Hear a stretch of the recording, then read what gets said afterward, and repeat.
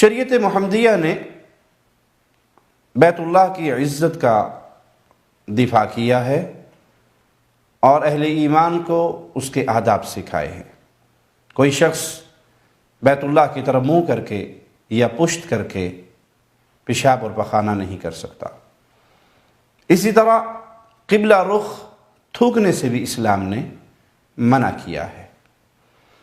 کچھ تو ایسی باتیں ہیں جو لوگوں نے تراش لی ہیں کہ جی قبلے کی طرف پشت کر کے آپ چل بھی نہیں سکتے، تو دیکھا ہے بعض دفعہ لوگ طواف سے فارغ ہوتے ہیں اور الٹے قدموں واپس پلٹتے ہیں، بھلے پیچھے کوئی بیچارہ نماز پڑھ رہا ہو اور یہ اس کے اوپر سے کلا بازی کھاتے ہوئے نیچے گریں، سر پھڑوا لیں۔ وہ مشکل نہیں ہے، لیکن قبلے کی طرف پشت کر کے واپس نہیں جانا یہ بنائی بھی بات ہے۔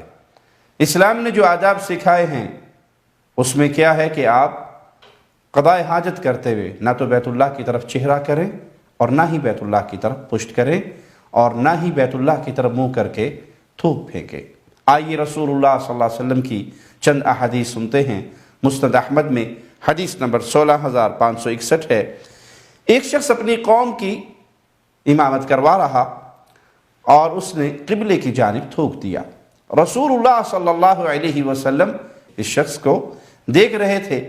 جب وہ نماز سے فارغ ہوا تو آپ نے اس کی قوم سے کہا لا یصلی لکم، آئندہ یہ تمہاری جماعت نہ کروائے۔ اس کے بعد اس شخص نے دوبارہ نماز پڑھانا چاہی تو لوگوں نے اسے روک دیا کہ ہمیں رسول اللہ صلی اللہ علیہ وسلم نے یہ حکم دیا۔ تو وہ شخص اللہ کے نبی صلی اللہ علیہ وسلم کے پاس حاضر ہوا اور آپ سے پوچھتا ہے کہ کیا آپ نے واقعی میری قوم کو اس بات سے منع کیا؟ تو آپ صلی اللہ علیہ وسلم نے فرمایا کہ ہاں، میں نے تمہاری قوم کو منع کیا کیونکہ تم نے قبلے کی طرف منہ کر کے تھوک دیا تھا۔ اِنَّكَ آذَيْتَ اللَّهَ وَرَسُولَهُ، بے شک تو نے اللہ اور اس کے رسول کو تکلیف دی، تمہارا یہ عمل باعث تکلیف ہے اللہ اور اس کے رسول کے لیے، یہ پسندیدہ کام نہیں جو تم نے کیا۔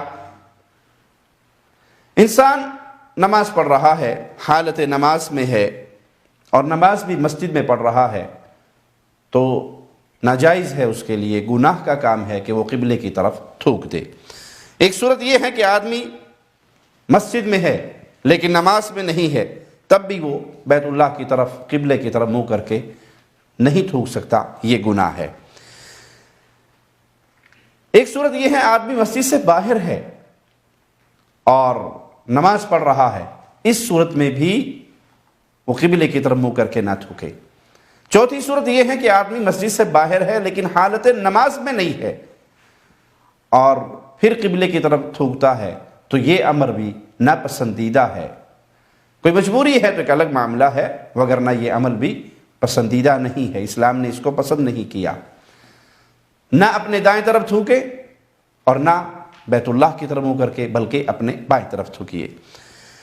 عبداللہ ابن عمر رضی اللہ عنہ وارضا روایت کرتے ہیں کہ رسول اللہ صلی اللہ علیہ وسلم نے فرمایا یجیء صاحب النخامۃ فی القبلۃ یوم القیامہ وہی فی وجہہ، قیامت کے دن قبلے کی طرف تھوکنے والا شخص آئے گا اور اس کا تھوک اس کے چہرے پر ہوگا۔ یہ اس کے لیے سزا ہے جس نے بیت اللہ کی تکریم نہیں کی، بیت اللہ کی عزت نہیں کی اور قبلے کی طرف تھوک دیا۔ قیامت کے دن یہ آئے گا اور اس کا تھوک اس کے چہرے پہ ہوگا۔ سیدنا حذیفہ رضی اللہ عنہ وارضا سے روایت ہے کہ رسول اللہ صلی اللہ علیہ وسلم نے فرمایا من تفل تجاہ القبلۃ جاء یوم القیامہ وتفلته بین عینیہ، جس شخص نے قبلے کی طرف منہ کر کے تھوکا وہ قیامت کے دن اس حال میں آئے گا کہ اس کا تھوک اس کی آنکھوں کے درمیان لگا ہوگا۔ ابو ہریرہ بیان کرتے ہیں رضی اللہ عنہ وارضا کہ رسول اللہ صلی اللہ علیہ وسلم نے مسجد کے قبلے کی سمت میں بلغم لگا ہوا دیکھا تو لوگوں کی طرف آپ نے توجہ فرمائی اور فرمایا ما بال احدکم یقوم مستقبل ربہ، لوگوں کو کیا ہو گیا ہے، تم میں سے کسی ایک کو کیا ہو جاتا ہے کہ وہ اپنے رب کی طرف منہ کر کے کھڑا ہے، بیت اللہ کی طرف ہے، گویا وہ اپنے رب کی طرف توجہ کر کے کھڑا ہے اور وہ اپنا سامنے بلغم کو پھینک دیتا ہے۔ کیا تم میں سے کسی کو یہ پسند ہے کہ اس کی طرف کوئی شخص منہ کرے اور اس کے منہ کے سامنے تھوک دے؟ اگر تمہیں کوئی مجبوری میں بلغم پھینکنا ہے، تھوکنا ہے، تو اپنی بائیں جانب اپنے قدم کے نیچے تھوک دے، اور اگر اس کی گنجائش نہیں تو پھر یوں کر لے۔ راوی حدیث قاسم نے اس کی وضاحت کرتے ہوئے اپنے کپڑے میں تھوکا اور اس کے ایک پلو کو دوسرے پلو کے ساتھ رگڑ دیا۔